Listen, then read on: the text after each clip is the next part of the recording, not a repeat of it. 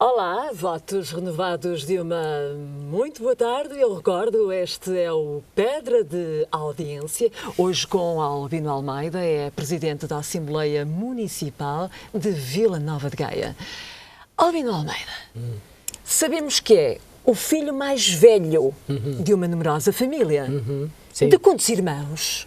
Somos três, o início da família numerosa começa aí, pelas regras, não é? Dizia o desaparecido Fernando Ribeiro e Castro, que a partir de 3 éramos família numerosa. Depois nós éramos 3, pelos vistos nasceram 5, mas só 3 conseguiram andar. Estamos a falar nos anos de 60, e eu fui o primeiro de 3 irmãos, uma irmã, que está a seguir a mim 1 ano, e o meu irmão, que está a atravessar momentos de saúde delicados neste momento. Claro. Acompanhei de manhã à urgência do Hospital de Gaia, e até se perceber muito bem o que é que se passa, vivemos sempre todos numa grande agonia, porque qualquer um de nós já entrou naquela idade em que o meu amigo Eduardo Barroso costuma dizer: depois de 50 tudo pode acontecer. Depois de 50 anos explicou-me ele a nossa renovação celular e tudo aquilo que acontece em matéria da renovação que tem que acontecer nas células, não é? Altera-se bastante, e é a altura em que aparecem aquelas doenças que os jornais muito suavemente dizem doença prolongada, não é? E ele já sabe que é uma doença que ficará crónica na área, digamos, digestiva, intestinal, mas não tem melhorado como gostaríamos, não é? E estamos um pouco apreensivos. E, portanto, nós, como éramos muito próximos uns dos outros, não é? 3 irmãos e continuam a ser muito próximos uns dos outros. E continuamos a ser, não posso deixar de refletir essa preocupação que hoje faz parte do meu dia. Disse-me, acompanhou hoje, portanto... Ao hospital. Ao hospital. Sim, porque ele está numa situação complicada do ponto de vista da mobilidade e do ponto de vista da resistência física, e por isso fui lá com ele. Albino Almeida, o facto de ser o filho mais velho, o irmão mais velho, isso é um termo de responsabilidade muito grande. É especialmente porque quando perdemos os pais, nós temos a noção de que quando há espírito de família, sem nenhuma pieguice, sem nenhuma moralidade aqui, como diria o Rui Reininho, sem moralizar, porque cada família é um caso e, portanto, eu não tenho nenhuma razão moral para entrar naquilo que é o universo das outras famílias, mas a minha é o que é. E tem uma grande solidariedade. E eu digo muitas vezes isto. Nós somos, por razões biológicas, irmãos, mas às vezes não estamos irmãos quando é preciso.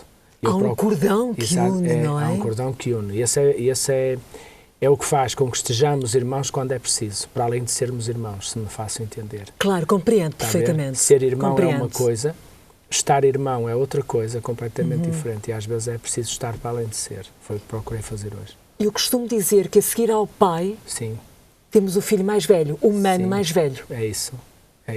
E é esse que vem, no fundo, substituir e dar aquele apoio. O irmão mais velho é temperado nas dificuldades. Normalmente nós abrimos caminho para onde os irmãos andavam e éramos era-nos exigido muito mais do que aquilo que depois a gente percebia que era exigido aos outros. Mas hoje que sou pai de 3 filhas e a mais velha, que tem 10 anos em relação às mais novas, que são gêmeas, também é bastante a segunda mãe delas, percebo bem. É induzido pela vida fora, quer dizer, não há assim nenhum encargo especial que seja passado, até porque muitas vezes as pessoas têm tendência a dizer que nós gostamos mais de um filho do que dos outros. Isto não é rigorosamente assim. Normalmente somos mais preocupados com alguns filhos do que com outros, que é uma coisa diferente. Claro. Porque percebemos algumas fragilidades que gostaríamos que eles não tivessem, e estamos permanentemente atentos às fragilidades, justamente disso. Às vezes acontece darmos atenção mais a e é um pouco também, sabe que há dias eu vi um livro sobre o poder nos tempos que correm, que é muito interessante e tem um pouco a ver com esta noção que nós temos de nós somos um espaço, a nossa vida corresponde ao não existir até voltar a não existir, está a ver? É um espaço em que a gente não existia, é um espaço em que vai deixar de existir outra vez. Morrer é não estarmos presentes, dizia José Saramago. E, portanto, quando deixarmos de estar presentes, há um balanço que fica para trás. E esse balanço que fica para trás tem a ver com a quantidade de relações humanas que conseguimos estabelecer e da forma como as conseguimos estabelecer. E portanto, eu dizia muitas vezes aos pais, no momento associativo de pais, que esperava que eles estivessem nas associações de pais, pelos órfãos de pais vivos e não pelos próprios filhos deles. Porque se melhorarem a vida daqueles que nem pais têm, seguramente os seus filhos Claro. vão usufruir dessa vida melhor. E esse é o ponto, está a ver? Não é muito fácil. Eu quando digo estar irmão, ou estar pai, ou estar cunhado, ou estar padrinho, é precisar que neste momento eu tenho qualquer coisa a acrescentar àquela circunstância que eu pode fazer mudar. E esta sensação que, como dizia São Francisco de Assis, vivemos um tempo muito influenciado por Francisco de Assis, o santo, não exatamente o candidato às europeias, não. para tornarmos isto mais leve. O santo, claro. E ele então dizia, começa por fazer o que deves, depois faz tudo o que podes e estás a fazer o impossível. Eu acho que este é um lema que pode ficar para todos nós, e nas relações familiares acho que ele é fundamental. Ainda focando o tema da família, é pai de 3 filhas, 2 gêmeas. Sim, 2 gêmeas, sim. Como é que gera todo esse tempo com toda a sua atividade profissional na empresa, na Assembleia Municipal? Quando foi na Confederação, quando estava no estrangeiro, já tive a oportunidade de vir aqui a um programa em que exibi algumas cartas que as minhas filhas me faziam no dia do pai, no meu dia de anos, em que focavam muito eu estar ausente do ponto de vista físico. Mais tarde, elas próprias me escreveram muitas cartas em que diziam que sentiam a minha presença mesmo quando eu não estava, percebe? Isso alivia-me muito, porque eu tenho a noção que fui um pai relativamente ausente. E uma vez tive até uma situação que é muito emotiva e prova bem como me causam revolta quando as pessoas escrevem sobre o que não sabem, nomeadamente sobre a educação. Sabe, Carla, eu durante muito tempo imaginei que em relação a uma filha minha a escola tivesse toda a razão do mundo. Que era, os pais acompanham pouco, estão pouco presentes, não podem dar a atenção que os alunos precisavam. A azáfama é muito grande. O stress, eu estaria quase inclinado, atualmente. Exatamente, eu estaria quase inclinado a ir por esse lado e a dizer a escola tem razão, as famílias, os paizinhos, como dizia o tal senhor. Mas depois confronto-os com outra, que é gêmea, tem exatamente o mesmo tipo de ausências e tudo, e os resultados escolares são diferentes. E por isso eu digo, a verdade há de estar a meio. Nem do lado da família, nem do lado da escola. Há de estar a meio. E a meio estão as crianças, estão os jovens. Eles são individualidades próprias, não são de ninguém. Está bem? A chispa que lhes deu vida era dos pais, mas nem dos pais eles são verdadeiramente. Eles são deles próprios. Caminham para ser autónomos. E esse é o esforço que se pede às famílias e à escola, que alguém seja autónomo, que seja capaz de se integrar na vida e seja capaz de perceber porque é que está lá e qual é o seu papel e redescobrir, fazer a reengenharia da sua própria existência, nomeadamente em relação à profissão, que provavelmente não será a mesma pela vida fora, podendo ter a mesma base. Falava-lhe há bocado da Joana, que está na especialidade e que andou 31 anos a estudar e que, portanto, certamente foi sendo útil ao longo deste tempo todo, mas procurando centrar melhor a sua atividade. E por isso, as minhas filhas têm sido também nesta lógica, portanto, eu já, em determinada altura, quando uma filha minha foi vítima de um acidente na escola, provocado pelas brincadeiras normais que os miúdos têm, mas ela ficou por baixo e, portanto, usava óculos e os óculos atravessaram-lhe a cara e, por isso, eu, nessa altura, deixei um ministro pendurado, porque entendia que o meu dever era, naquele momento, olhar pela minha filha, com todo este egoísmo de deixar todas as outras casas que eu tinha abraçado, mas naquele momento estava a minha filha, exatamente. Eu tenho a mim, fundamentalmente, espero, honestamente, que as pessoas a quem eu possa defraudar, e as minhas filhas terão sempre razão de queixa, que eu possa ter feito por alguma coisa que lhes possa dizer, olhem, valeu a pena, quer dizer, mudei a vida de uma criança que era cega. Ok, fiz alguma coisa, peço desculpa, não estive contigo, mas estive a tratar de outra coisa que era importante. Muito presente. Apesar de em tempos ter estado ausente em forma física, mas a nível espiritual esteve sempre junto delas. Eu tenho características muito minhas. Por exemplo, se eu vou sair para, num determinado sentido que está a escola delas, neste caso a universidade, eu pergunto no dia anterior, amanhã a que horas vão para a universidade? Se o pai puder, deixa-vos lá, percebe? Isto faz-me bem. E passar ou ir sair, por exemplo, às vezes daqui, da própria RTV, e perceber, uma delas deve estar a sair agora, e mandar uma mensagem para as duas a perguntar, estão na universidade, quando é que saem? O pai está no Porto, pode levar-vos para casa. Acho que não comecei a perceber, depois de 50 anos, que a vida é demasiado curta para se perder todas as oportunidades que tivermos, nos aproximarmos dos nossos, é uma vantagem. Eu costumo dizer, a vida só tem um minuto, não é? Temos que o agarrar com intensidade. E às vezes um minuto que faz a diferença toda, sabe? É verdade. Já me despedi de já homenageei muitas pessoas que se não tivesse homenageado nesse dia não teria podido fazê-lo em vida. O último exemplo foi o Padre Leão. tive uma sensação única numa entrega de prémios de uma escola de Gaia. Estava então a ministra Maria de Lourdes Rodrigues e eu tive a oportunidade de agradecer ao Padre Leão tudo aquilo que eu possa ser enquanto cidadão e que seja positivo aos meus concidadãos, devo-lhe a ele, porque me permitiu estudar no Colégio de Gaia com os meus 3 irmãos e termos uma espécie de ação social escolar para podermos lá ter os 3, porque os meus sempre pais não podiam ter os 3 até filhos. na mesma escola. Sim, exatamente. E agradecer isso ao Padre Leão em bom tempo, porque a seguir ele adoeceu e depois faleceu, e ele tinha já uma idade longa. Mas aconteceu também com um amigo nosso do Movimento Associativo de Pais, que era de Almada, o Ramiro Freitas, e que eu tive a percepção de que tinha que o fazer naquele dia. Se me perguntasse, eu não sabia porquê. Claro. A verdade é que se não tivesse feito nesse dia, no tal minuto que a Carla falou, não teria tido outro minuto para lhe fazer essa homenagem. Exatamente. As suas filhas já são, digamos, sim, são umas senhoras, todas adultas, já estão na faculdade. Uma tem 31 anos e as gêmeas têm 21, portanto tem já 21. são, já, exatamente. Exatamente, portanto, elas já são autónomas, incutiu-lhes essa autonomia, bastante autónomas, ensinou-as a isso. Às vezes até me incomoda em serem tão autónomas, sabe, porque... convém... Às vezes acho que sim, às vezes, enfim, fruto também das circunstâncias, sinto que elas são muito autónomas e às vezes entro um pouco em choque, não chega a ser com elas, entenda-me, comigo próprio, chego a pensar, se calhar as raparigas são muito autónomas, quer dizer, agora podemos estar ali. Ainda há dias fui convidado para um programa onde eu tinha que ir a uma cerimónia oficial, depois tinha um programa que me convidaram que eu achei que elas iam gostar, era Correio Veloso. E cheguei a casa e como foi em cima da hora, e as senhoras nisso fazem melhor do que ninguém, têm todas 100 razões para nos convencer que não pode ser naquele dia, mas eu só tinha bilhetes para aquele dia, está bem? Pois, claro. E então o que eu fiz foi... Exatamente. Então o que eu fiz foi dizer assim, bom, ficam aqui os bilhetes, vocês vão considerar a possibilidade, ficam aqui os bilhetes em cima da mesa, se forem, levam o meu bilhete, eu vou lá ter convosco. E foram. Fiquei muito contente. E correu tudo bem? Correu tudo bem. Gostaram? Acho que funcionou. Respeitei a autonomia delas e respeitaram o meu desejo. Acabámos por fazer as duas coisas, isto é, elas foram e eu de conseguir a minha obrigação protocolar e depois fui ter com elas. Foi muito bom. Muito bom. Foi muito ótimo, bom. Então. Falou-me há pouco de Maria de Lourdes Rodrigues, ex-ministra do Partido Socialista. Ex-ministra da Educação. Ela é independente, próxima do Partido Socialista, mas da Educação. Tem exatamente a mesma relação, penso que o PS foi sempre a família dela, tanto quanto conheci, mas tem a mesma relação com o Partido Socialista que eu tenho, que é uma relação de independência, visto que o ideário, eu costumo dizer que a minha independência do Partido Socialista veio no momento em que eu descobri que todos os partidos têm uma declaração de princípios. Claro. E ao longo da história tem tido líderes que se aproximam mais dessa declaração de princípios do que outros, para falar com toda a franqueza. E eu, portanto, fui naturalmente próximo daqueles que, no meu entendimento, melhor cumpriam a declaração de princípios do Partido Socialista e mais distante daqueles que eu entendi que não cumpriam também. E essa é a razão pela qual eu defino a minha relação com o Partido Socialista, como acho que é da professora Maria de Lourdes Rodrigues, que é uma relação típica do ouriço cacheiro, nem tão longe que sinta frio, nem tão perto que me pique.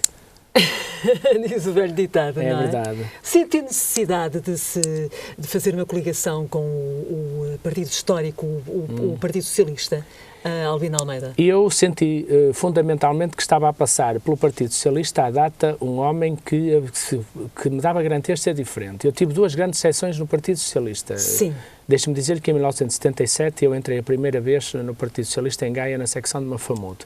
Andei sempre por ali, quase até casar, eu casei em 80. Portanto, em 81, quando soube que estava à espera da minha filha, dediquei-me exclusivamente à parte profissional. E, portanto, desliguei-me um pouco, estava até na Federação do Partido Socialista enquanto representante da JS, desliguei-me um pouco disso porque dei prioridade à minha filha. Afinal de contas, eu tinha desejado muito ter uma filha e ter um filho, nem sabia se era uma filha, depois soube que era uma filha. Mas isso é o desejo de qualquer casal, claro, não é? Claro. E então, pronto, aí afastámos-nos um pouco, estivemos assim até 92. Pelo caminho tive uma grande seção, chamou-se Vítor Constâncio, por várias razões, e depois tive uma segunda seção grande, não pela pessoa em si, mas pelas circunstâncias históricas em que ela exerceu o mandato. Chamou-se António Guterres. É um fantástico ser humano, talvez do melhor que este país tem. Sim. Um homem de uma grandeza humana absoluta. Aliás, está no sítio certo, is the right man in the right place. E ele fala muito bem inglês agora, aliás, ele é poliglota, fala várias línguas. Mas o engenheiro António Guterres, fruto de algumas circunstâncias, para mim, que lhe disse antes de ele se ir embora, por exemplo, que o país entrar no pântano, disse-lhe eu em abril de 2001 no Tuela, disse-lhe isto está a ficar parecido com o pior que você já conheceu. E como você nos disse, quando estivesse a ficar igual aos outros, para o avisar, meu caro António Guterres, eu quero lhe dizer que isto está a ficar muito parecido com o pior do que já foi. E mais tarde, vim a perceber, numa conversa para a qual fui chamado, que existia um homem que colocaria o seu selo na educação, custasse o que custasse. Chamou-se José Sócrates. José Sócrates. Aliás, Albino Almeida foi, digamos, grande defensor do exatamente, do caminho, exatamente, em 2009. Exatamente, pelo caminho que ele seguiu na educação, pela mudança de paradigma que ele fez na educação, com erros, com certeza, mas porque foi absolutamente inquebrantável no apoio que deu a Maria de Lourdes Rodrigues, que aliás teve o mesmo apoio simétrico no Palácio de Belém, sim, através de Cavaco Silva, do exatamente, dele, e a doutora Susana Toscano, que era assessora do Presidente da República para as questões da educação. Portanto, eu conversei muitas vezes com todas as pessoas por entender que o caminho era aquele, e tanto era aquele, cara Carla, que eu podia estar enganado, mas é muito, muito, muito bom termos chegado a 2011, 2013 e todos os relatórios internacionais, todos os testes internacionais que eram usados para denegrir a política educativa depois de Abril, todos esses relatórios vieram altamente positivos em relação a Portugal. Foi o TIMSS, o PIRLS e o famoso PISA. Todos eles mostravam que nestes anos houve uma fortíssima evolução da nossa escola e dos resultados dos nossos alunos. E agora, David Justino, insuspeito ministro David Justino, que esteve no tempo do governo de Durão Barroso, que lançou bases de alguma política que Maria de Lourdes deu continuidade, nomeadamente os agrupamentos, se recorda, essa questão dos agrupamentos. Mas a lógica de valorizar a escola, de que os professores pudessem ter maior empenhamento junto dos alunos, no sentido de escola a tempo inteiro, no sentido de refeições no primeiro ciclo, que não existiam em 2006, parece que foi ontem, e por isso esta política educativa que procurou ligar a ação social escolar atingiu volumes de apoio aos alunos nunca antes existentes. Está a saber agora que a pobreza está a trazer regressão nos resultados escolares. Claro. Eu não sou incondicional de ninguém, como eu disse há pedaço, mas José Sócrates na educação e Maria de Lourdes Rodrigues marcaram de facto uma grande proximidade. É só os portugueses que nos estejam a ouvir irem ler a Declaração de Princípios do Partido Socialista. Deixam coisas boas, irem ler o que lá está. Boas acima de tudo. Não, fundamentalmente nessa matéria, reconheço que outras esteve menos bem, claro. Mas nessa matéria, José Sócrates fez aquilo que a gente espera dos partidos, que é que cumpram aquilo que nos dizem, e nós existimos para criar uma sociedade com esta e esta e esta característica. Não é problema nenhum que um partido diga que acredita mais no liberalismo económico. E se tiver a maioria, é perceptível e natural que tente influenciar as políticas e as leis nesse sentido. Agora é preciso reconhecer, e não fazemos política de terra queimada, como se faz em Portugal. Toda a gente que esteve antes de nós é má, nós é que vamos ser os bons. E é por isso que me sinto muito confortável na campanha que fizemos em Gaia. Uma campanha tranquila, que assumiu a herança do Dr. Menezes, que reconhecia que o Dr. Menezes fez coisas bem feitas, que não criticou nem fez política de terra queimada. Claro, só um cego é que não vê. Claro. E, portanto, há muito na luta política nacional uma forma de estar nestas coisas que me desgosta profundamente, que é achar que quem veio fez tudo mal, quem vem é que vai fazer bem. Já disse isto olhos nos olhos à Ministra da Justiça. Quem vem, no fundo, é uma continuidade daquilo que está feito. Muitas vezes mais do que parece aos olhos de quem vê e aos ouvidos de quem ouve, pela forma como falam das coisas. Veja bem, inquérito à parque escolar, até hoje, de caminho o Governo acaba funções, daqui a um ano não deu em nada. Mas há uma coisa que deu, que eu já sei que deu escolas secundárias com obras por acabar. Deu escolas secundárias com obras por acabar. Padrão da Légua aqui bem perto de nós, Marco de Canavês e outras. Portanto, interromperam-se a educação de adultos. Ainda não se conseguiu montar nada paralelo às novas oportunidades. Tão criticadas foram. Em vez de reformar, destruíram-se. No lugar delas não existe nada. E isto é muito mau para o país. Foi no governo de Sócrates que surgiu, na área da educação e na área, exatamente, na área da educação e na área social, eu identifico a Maria de Lourdes Rodrigues como a executora daquilo que é uma declaração de princípios do Partido Socialista Republicana ao serviço da resto, portanto, ao serviço dos mais desfavorecidos. Foi isso que se procurou fazer. Tenho muita honra de ter estado associado a esse trabalho, até pelos resultados internacionais que depois vieram confirmar que essa era a estratégia correta. Continua a acompanhá-lo, José Sócrates? Continua a acompanhá-lo. Até mesmo no canal 1 da RTP, quando continuo a acompanhá-lo e de vez em quando telefono, dou-lhe as minhas ideias, as minhas sugestões em algumas coisas e tenho tido a felicidade de ver Maria de Lourdes Rodrigues regressar a sítios onde não foi compreendida e por convites nossos e de amigos nossos. Tenho, muitas vezes até são muitas as pessoas que a querem ter presente e que através do meu contacto fala que vocês têm uma relação pessoal que permite que certamente a ti não vai dizer que não, porque que quando ela foi ministra aqui isto correu mal, mas tem acontecido uma grande reconciliação do país profundo com a ministra Maria de Lourdes Rodrigues, porque realmente as pessoas, podendo comparar com o muito mal que ela fez, com o muito bom de agora, certamente preferiam o muito mal do tempo dela. Peço desculpa de eu dizer. Desculpa de nada, o Pedra da Audiência é mesmo era onde isso. se juntavam os homens bons para fazer justiça no passado. Tanto que, de alguma maneira, se eu aqui puder fazer justiça, há aqueles que a avaliaram, certamente com razões, negativamente, mas que agora também já lhe disseram que estavam enganados. Eu acho que é no Pedra da Audiência o local certo para fazermos justiça às pessoas e aos tempos. Mesmo, completamente. Continua a pertencer à Associação de Pais da Confap. Sócio honorário da Confap, agora na condição de sócio honorário por unanimidade na última Assembleia Geral e de algumas instituições da Confap também, nomeadamente aqui o Núcleo de Matosinhos. No Núcleo de Matosinhos também? Sim, também sou sócio honorário. É uma honra muito grande, é das coisas mais Sente bonitas. necessidade de estar sempre a acompanhar? Sinto necessidade de não faltar a nenhuma das... Sim, e sinto necessidade de não faltar a nenhuma das necessidades que eles me coloquem.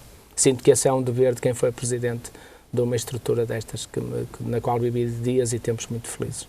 Albino Almeida, em tempos, recebeu, portanto, uma medalha de mérito cívico de ouro, Sim. que foi, portanto, atribuída pela Câmara Municipal de Gaia. Sim. Como se sente?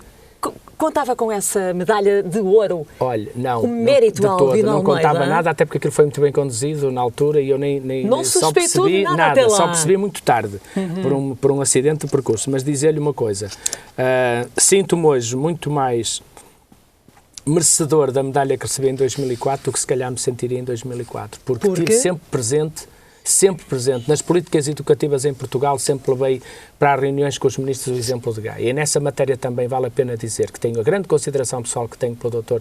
Luís Filipe Menezes, tem a ver com a forma como ele elegeu a educação como uma prioridade e que fez com que Gaia andasse a par com o Governo da República e tivéssemos tido um caminho na educação que nos orgulha muito em Gaia também. Tivemos pela primeira vez escola a tempo inteiro, atividades extracurriculares, até tínhamos algumas antes do próprio Governo as implementar a nível nacional, isso deve-se à visão estratégica de Luís Filipe Menezes. Também por essa razão estou com o Eduardo Vitor Rodrigues, que assumiu a educação como pluro próprio e a ação social. E tenho a certeza que Gaia vai notar bem este evoluir da educação do mandato de Eduardo Vitor Rodrigues, primeiro porque é um sociólogo, depois tem ideias muito claras há muitos anos sobre esta matéria, conduziu em Oliveira do Douro de forma magistral toda a questão educativa e social quando foi Presidente da Junta do Oliveira do Douro e já deu sinais em Gaia, já deu sinais de ver, mas fundamentalmente de fazer, ao aumentar o número de professores das AECs em 60 lugares, foi a primeira decisão da Assembleia Municipal, muito simbólica, foi justamente criar condições para que as atividades de enriquecimento curricular em Gaia pudessem ser do primeiro período e do segundo, porque, como dizem muitos psicólogos, os alunos aos 10, 11 e 12 anos ainda são muito pequenos para estarem sozinhos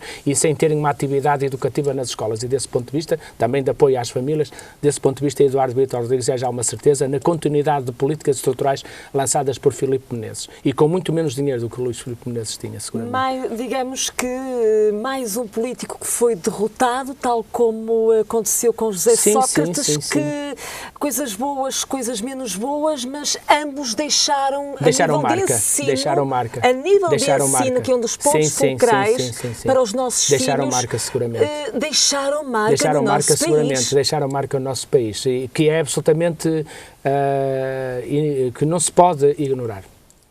De todo, porque isso beneficiou centenas e centenas de jovens, inclusivamente só tenho pena que muitos destes 200 mil portugueses que foram para fora tenham sido estudantes que viveram esses 7 anos gloriosos da educação em Gaia e em Portugal e que depois não tivessem tido a oportunidade de aqui mostrarem o que valem, mas estejam de tal maneira a ser bem-sucedidos lá fora que não voltam sequer e já estão a influenciar os alunos do secundário e do terceiro ciclo, já estão a pensar a seguir-lhes as pisadas, o que pode ser dramático para este país, em irem para fora, porque se sentem preparados, sentem-se a dominar o inglês, que foi uma das grandes... Mas essa é a língua que se domina desde o quinto ano, já no quarto ano. Não esquecer que ela desde 2006 está no primeiro ciclo através das atividades de enriquecimento curricular, o contacto com o inglês. Isso certamente fará toda a diferença, porque quanto mais cedo um jovem se familiariza com uma língua, mais facilmente a consegue falar.